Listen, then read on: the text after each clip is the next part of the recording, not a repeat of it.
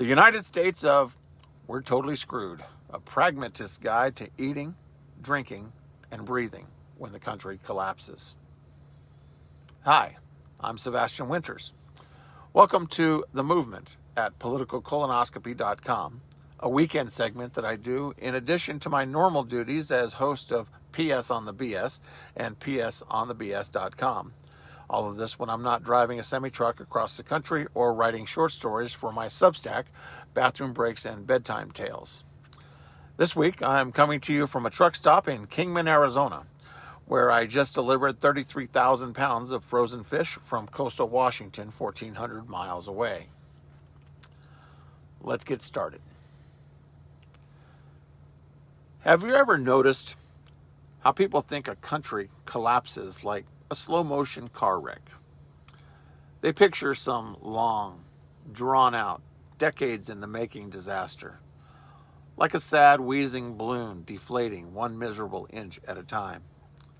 But that's not how this works. That's not how any of this works. When a country goes down, it goes down like a drunk guy on roller skates. It's fine, it's fine, it's fine, and then bam! Face first into the pavement. One day, you're buying groceries. Your credit card works. Your bank still recognizes you as human. The next day, your bank account is just a series of numbers on a screen that may as well be Egyptian hieroglyphics. Because guess what? That currency that you love so much, the one with the presidents and the weird Masonic symbols, poof. It's about as valuable as a Chuck E. Cheese token. So, what do? Do you freak out? Do you start digging a bunker? Fill your basement with 400 pounds of dehydrated lasagna like some sweaty dude on a survivalist YouTube channel? Nah. You act like a rational, pragmatic, sane person who gives a damn about their family, and you follow these 5 simple rules. First rule is diversify or die with the dollar.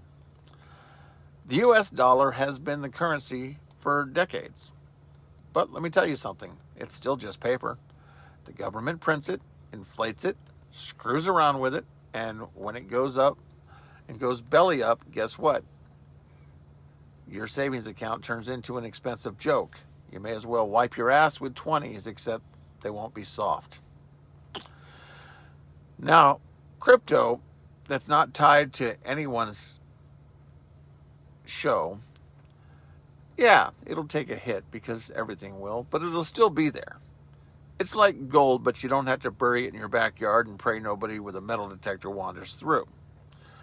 You can actually use it worldwide. That means your neighbor Bob is bartering his car for a can of beans, and you might still have options.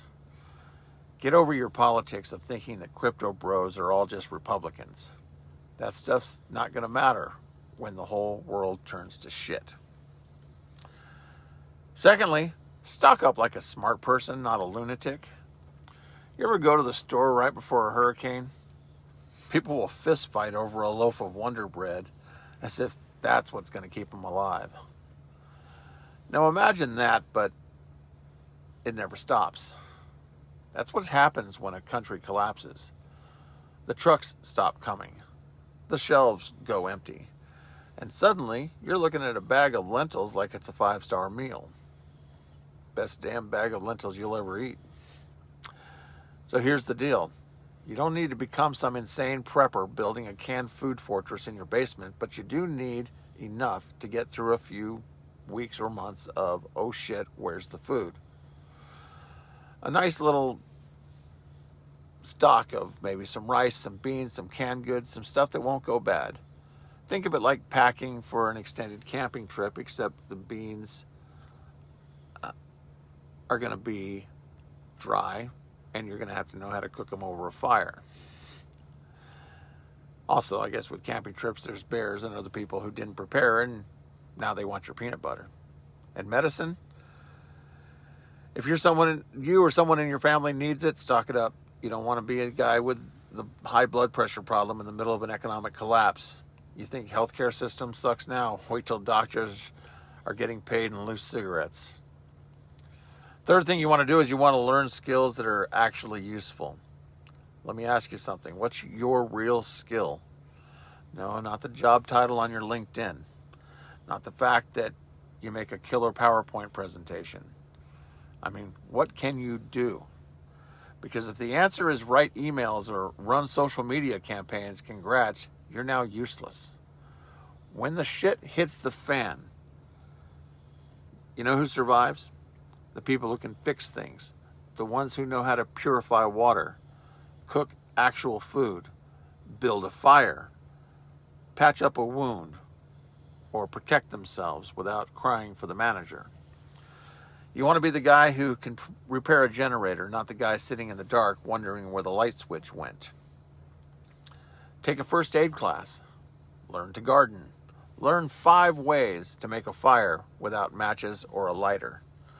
Figure out how to do basic car and other machine repairs, because let me tell you something, when the grid goes down and the system breaks, no one is going to give a damn about your 600,000 Twitter followers.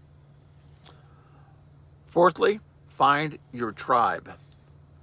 These are the people who won't kill you for a granola bar.